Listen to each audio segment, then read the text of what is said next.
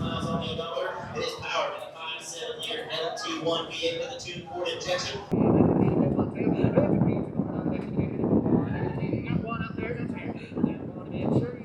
So today's the collector car auction at Trucks and Auto Auction here locally, and I'm going to go check it out. The goal is someday to build a car, not quite the E30, but to build something to be able to put it in the auction and just kind of follow the whole journey of, picking a car, designing it, building it, and then selling it at auction. I'm not looking to be doing SEMA quality builds, definitely nowhere near there, and I'm not building anything for Bring a Trailer or for Barrett Jackson. But I think this local auction kind of gives me a fun avenue to chase this goal. So I'm going to check it out and just kind of see how an auction day goes. Typically, a lot of what they have is pretty old cars and a good mix of cars, trucks, and just kind of odd things that you might not normally see. So I think that'll also play a big role into what hopefully someday I do pick out to try to build to sell at the auction. But yeah, with that, I'm just going to head on over and see how a day at the auction goes. So I had maybe a little bit too much wind noise out at the auction, so I'm doing a bit of a voiceover now. This was one of the first Corvettes I saw. There were actually a handful of them here, and out of the bunch, I think this was my favorite of the Corvettes. This is one of the interesting things I find with this auction is that you see these super old cars that you don't normally see on the road anymore or really at car shows. I think this was a 1924 Cadillac, so definitely something a little bit more unique and not a common appearance anywhere. And look at that, we got some wood spoked wheels. All the cars are parked out behind the auction, so you can check it out as the day goes on. I think they even do like a preview the day before. Not that I'm here to bid and win anything, but this is definitely something I would have liked to have bid on. Looks super good, all blacked out with kind of these red trim accent marks on it. Yeah, I don't know, it caught my eye and it's something nice.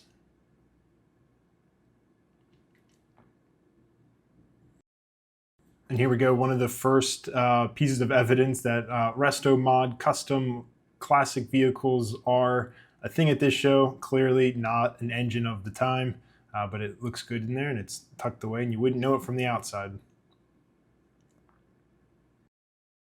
Here we go with obviously way more customed cars.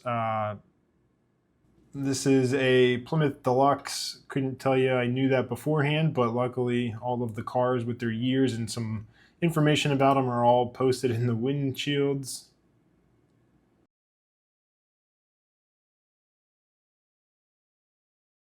So this Mustang here was a Shelby 1000. There's 3 Mustangs here that are part of a collection. Really don't know too much about them. Besides, what I've read for the auction preview. This one definitely a lot wider than a normal Mustang. It looks different. Something stands out about it, but yeah, it's a Shelby 1000. And I do believe that this silver one here was about 350 miles on it. Just checking out the other ones in line. It's got carbon fiber before carbon fiber was cool. This Camaro here, I obviously always like these, but I thought it was interesting that the orange isn't kind of the typical creamsicle orange that I think of when I think of a second-gen Camaro. It's a little bit of I think more of a muted color, but it still looks pretty good. Only thing I would do here is definitely change out these wheels.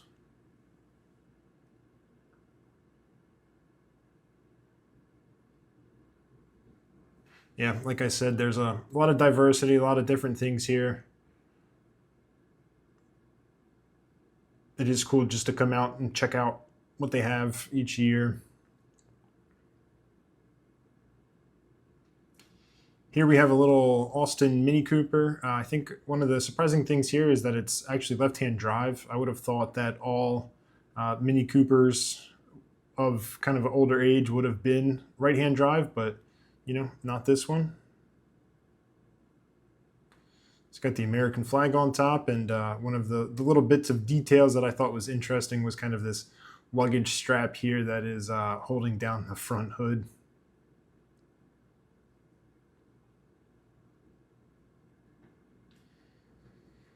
Here we go, some more wild custom cars. Looks like a lot of engine in here. I should have read more about it to see kind of what's been done, but yeah, it looks impressive. Then I definitely have to look under it to see if there's enough tire, and I really don't think this is enough tire for the engine.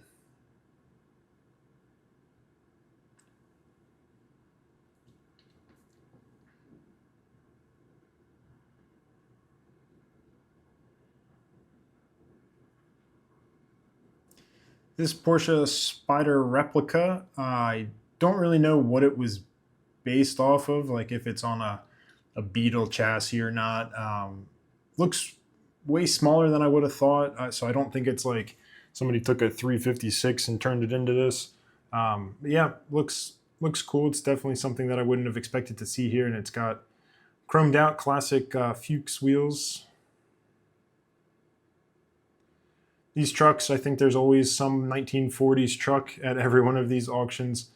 They're cool. They're simple. It'd be a nice little cruiser. You don't really need too much here, but yeah, they always look clean. And I feel like I don't think this is the same truck every year that comes back, but yeah, I feel like they've had a run of green old trucks that come through here, and I would bid on it. Can't afford it, but I would bid on it.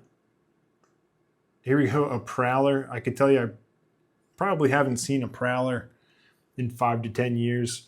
Kind of cool that Plymouth made something a little crazy back in the day, and yeah, it's good to see him out. This truck parked next to the Beetle I thought was a funny size comparison. Take the biggest truck we could find here and put it next to a tiny little Beetle.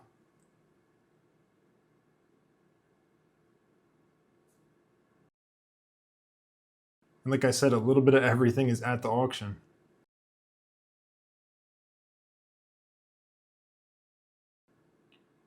So here's another, I would call it a resto mod style Corvette. Yeah, more custom cars. This Corvette doesn't really speak to my style, but yeah, it's good to see something custom. I did like the wheels. I can't place it where I think they're from, but they look pretty cool. I think the fitment's a little off, but yeah, the wheels, I like the wheels on it.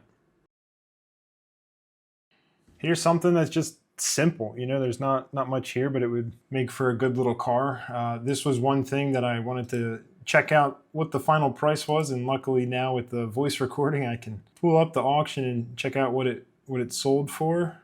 So this is a 1965 Ford Falcon, and the final bid was $13,000.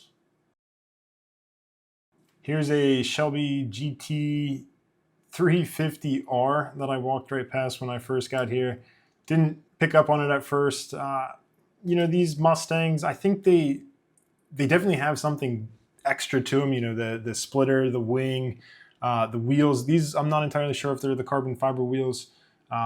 This Mustang looks a little wider. Luckily, there's a stock GT behind it that I was able to compare.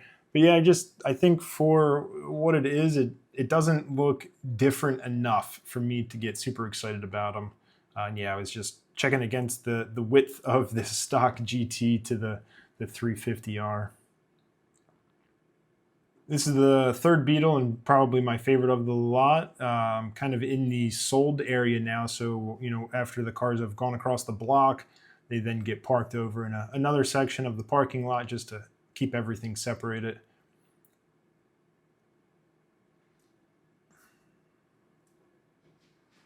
I think the most interesting thing here is just this Pizza Planet recreation. I guess now looking at it, you don't really need much. Put some black on the hood, a cap on the back, a blimp on the top, and a sign on the side, and you've got yourself a recreation. Yeah, pretty simple little truck cosplay to do.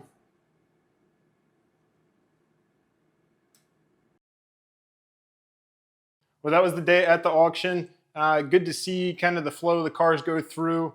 Some interesting cars, actually more cars there that I would have liked to bid on if I was, looking for another car.